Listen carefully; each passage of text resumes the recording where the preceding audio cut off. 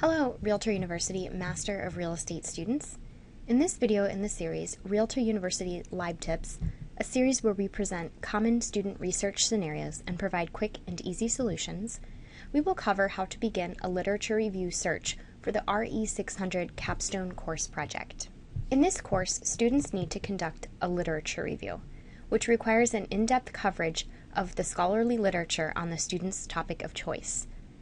This can not only be daunting at the onset, but once digging into the research, the body of literature needed to review can grow exponentially. The textbooks in this course offer excellent guidance on how to conduct a literature review and include practical advice on how to organize and record research findings. We encourage you to begin reading these books early in the course, or ideally you would begin reading them prior to the course so you understand all of the different project types and have a good idea as to which project your study would be, and then you have a good idea how to go about your study before the course starts. One idea these tools provide is to create a literature index. Now there are tools out there, software tools, that can help you with your literature review and creating a literature index. Tools like EndNote and RefWorks come to mind, but there are many others. For the purposes of this session today, we're going to use Microsoft Word since it's quick and easy and most people have it on their computer already. One tip that we provide here at the RU Library is, in order to save yourself stress at a later time,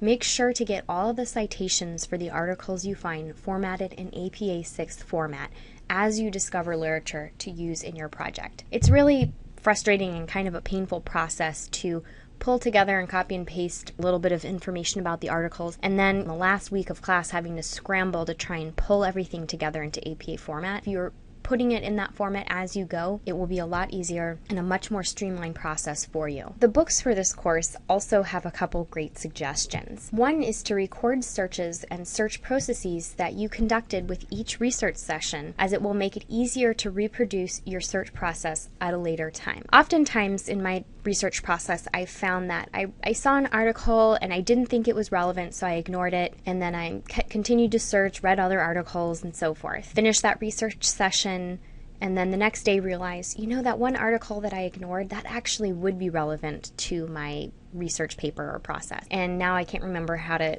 get that information. So if as you're searching, you're creating a log of, this is what I did, these are the searches I ran, these are the articles I found, it'll be much more easier to recreate your steps in case you ever need to. And you'd be surprised how often that happens. Because it's hard when you're starting your research to know what is going to be useful and what isn't, and what direction you're going to go. And you never know. You might decide that, research in this avenue is actually relevant to what I'm doing and would be a great addition to my paper. Just keep that in mind. A second suggestion the books offer is, when you read an article, to take notes on key findings and research outcomes of a given study. You have the citation in APA 6 format, and then you have a quick line in your own words of, this is what the study was about, and these are their key findings. And then you can also copy and paste quotes from that article and denote the page number of where you found that quote. Because you never know, you may want to incorporate a couple of quotes into your paper, and then you've already got what you think are the relevant items for your research. In other videos in this RU LibTips series, we cover the basics of how to start a research project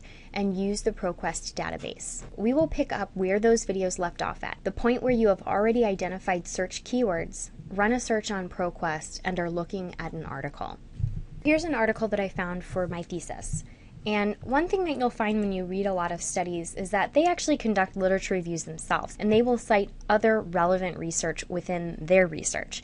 And sometimes that research might sound interesting or like something you would need or want to read, as it might contribute to your own thesis. For this example, there's a paper by Olson and Olson that is cited, and in reading it, it sounds like something that I would want to use in my thesis, or I'd at least want to read. A lot of times, especially if you're relying heavily on a work, it's a good idea to read the different literature that was used to influence and support the work. It just gives you a broader context and understanding of their findings and their approach. So we've got Olson and Olson. And let's say I want to look up this article and see if the REALTOR University Library has it, either here in the ProQuest database or elsewhere. The first thing we do is go to their references list.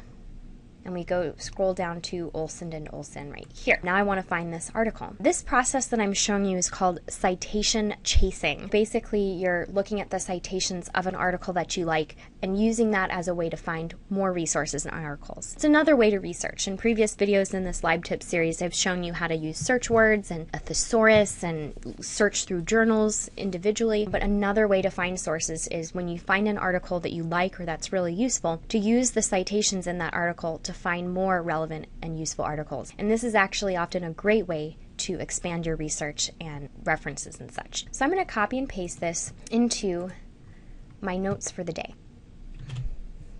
So you'll note that here I've got my literature search log. So I've got the day that I conducted this research. I have details about what I searched.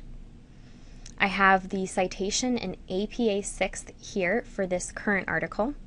And then I'm going to try and look up this one here. Quick tip, if you are using ProQuest, there is a APA 6 citation tool that you can use. Click on Cite at the top of the article. Opens up this little dialog box. It automatically puts it in 6th, but just double check that it's in 6th. And then you copy and then paste it in. And then you've got your citation in APA 6th. So that way, if you cite this work, it's much easier to just copy and paste the citation into your references list in your paper. Saves you some time. Now we're going to go and look at Olson and Olson. This is from Human-Computer Interaction Journal. I want to try and find that. I'm going to go to Publications. I'm going to search for Human Computer in the title. 0 publications. All right, so let's try computer. It's a pretty unique word. There aren't that many journals that have the word computer in the title. See if we limit it that way. So I'm scrolling through. We've got computer dealer, computer publishing, no computer human or human computer. Since it's not here, we have to think about another place to look for it. One place that I often like to check is Google Scholar. For Google Scholar, you go to scholar.google.com. And here you can search articles that Google Scholar has indexed. We're going to look for Olson and Olson. Since Google's pretty great, I'm just going to copy and paste part of that citation into Google and see what comes up. I wanted to use this example. This is a very lucky instance where, in fact, Google Scholar does have it and it has the full text. This won't always happen, but in instances where it does, you can tell if Google has the full text because usually in this column over here at the right, they will have a link to the PDF. So if they don't have it, you won't see that link, and then usually you'll go to some journal website where you have to pay, $50 or $75 for that article. I have another idea on those types of articles that I'll share in a little bit, but first let's focus on this. So I click on the PDF, opens it in PDF, and then here it's fantastic. I have this article in full text, which is very, very lucky find. Make sure when you're doing this to save your articles because you never know when you'll need to use them again, and you also Google is re-indexing things all the time. Things are taken on and off the web at any time. This article is accessible today. I can't guarantee it'll be accessible tomorrow. When you find something you like, save it. When in doubt, save. Another tool that Google Scholar has added recently, which is fantastic, is this cite tool. So again, as I mentioned, when you're working through your research, you want to get all the citations in APA format to save yourself some time and stress. So Google Scholar also has that option. I click on cite, and it has 3 different main formats. Obviously, for REALTOR University, we want to use APA format, so I can copy and paste that into my document so that I actually have the correct citation. Now, clearly this isn't yet in APA 6th edition format since it's in Arial 10-point font. You always want to double check things when you get citations from anywhere, whether it be ProQuest, Google Scholar, or even if you use tools like EndNote and RefWorks. You just want to make sure that they are in the correct format. I found that, for example, with ProQuest, sometimes the way the journals are entered into the database, the titles of the journal or the article are in all caps. And so when I create this APA 6th edition format citation, suddenly the title's on all caps, which I know is not APA 6th edition format. Just always double check, make sure you have a general idea of what APA 6 should look like, and scan the citations to make sure that they're good. Now, another thing that I'll notice here is a good example. The titles of the articles are in sentence case. The first letter of the sentence is capitalized, proper nouns are capitalized, and the first word after a colon is capitalized. So this is good. However, the title of the actual journal or book itself should be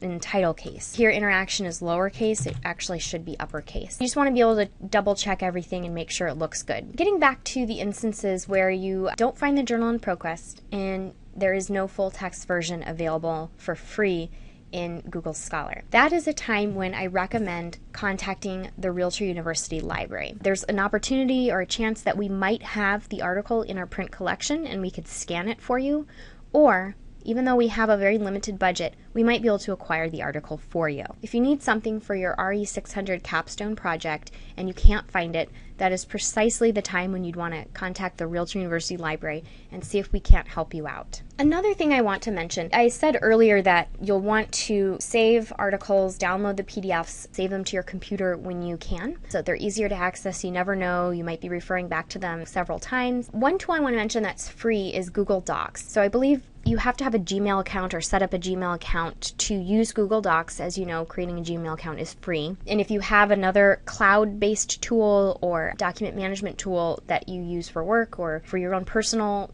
use and you already have that and you're happy with it, go ahead and use that. I just mentioned Google Docs because it's free and it's a great tool for organizing your documents online where you can access them from any computer in any city. So for example, here's my folder for my project. And I can upload my PDFs and download them to different computers. I can access them at work, I can access them at home, I can access them at a friend's house, the library, wherever I am. They're accessible here. So it's just a great way to manage and track your documents. Another thing is, as you're working on your thesis paper, you can obviously store it here, but I want to recommend that in addition to storing it on some sort of a document management system like this, save backup copies, print out your paper as frequently as possible. Typically I like to save trees, but in the case of the thesis, just if anything happens to your computer, you just don't want to lose the hard work that you've put into it. I know a guy when I was in college who had written his entire thesis, it was probably 100 or so pages, and been working on it all senior year, and then his computer crashed, or for whatever reason it got deleted, and he had never printed it out, so he didn't have anything to go off of. He had to completely rewrite his entire thesis. I don't want that to happen to any of you. Print it out when you can, store it and save it on multiple computers, on multiple devices, and then just make sure to have a clear versioning system so you know which is the most recent version or copy of your paper. That concludes this video in the REALTOR University LibTips video series. Stay tuned for future videos in this series where we will cover a variety of research and writing topics of interest to REALTOR University students. And of course, please do not hesitate to contact us for research guidance, ideas, and much more. We also have a writing center for help with papers and assignments.